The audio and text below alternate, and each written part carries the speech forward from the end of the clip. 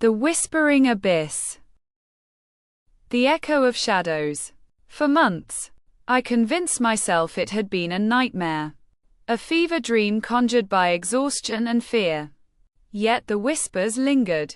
At first, they were faint, like the memory of a voice, easily dismissed as tricks of a restless mind.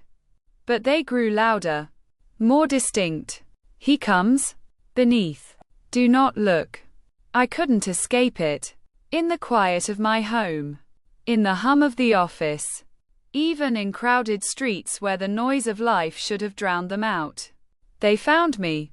Worse still. Shadows seemed to stretch unnaturally in my presence. Elongating like grasping fingers. Curling around corners as if they had minds of their own. Then the dream started.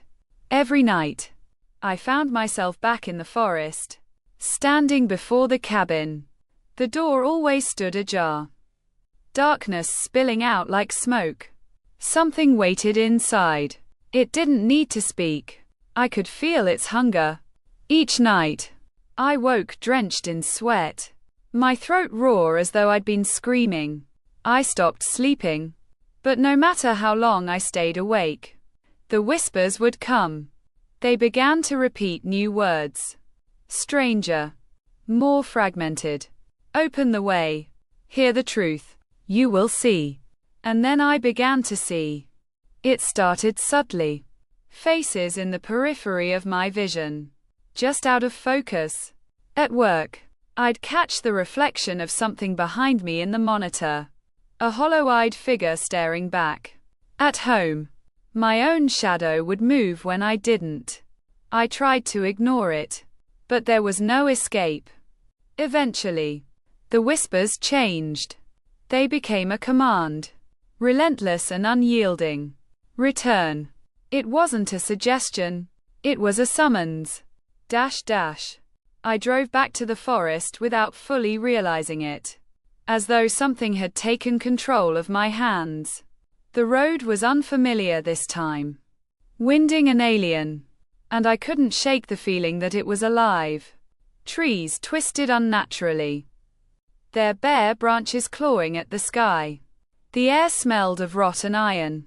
Thick enough to choke on. When the cabin came into view, it was different. The walls pulsed. As if it were breathing. The door was gone.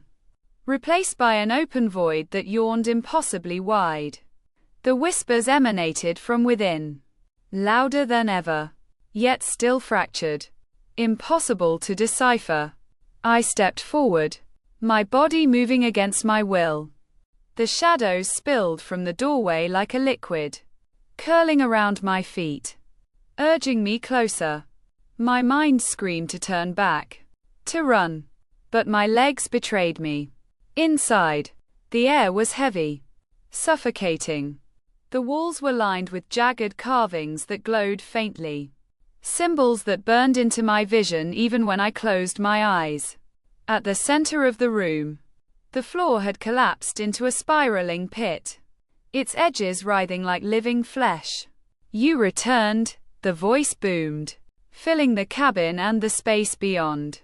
From the pit, it emerged. The same face I'd seen before. Hollow. Endless. Hungry.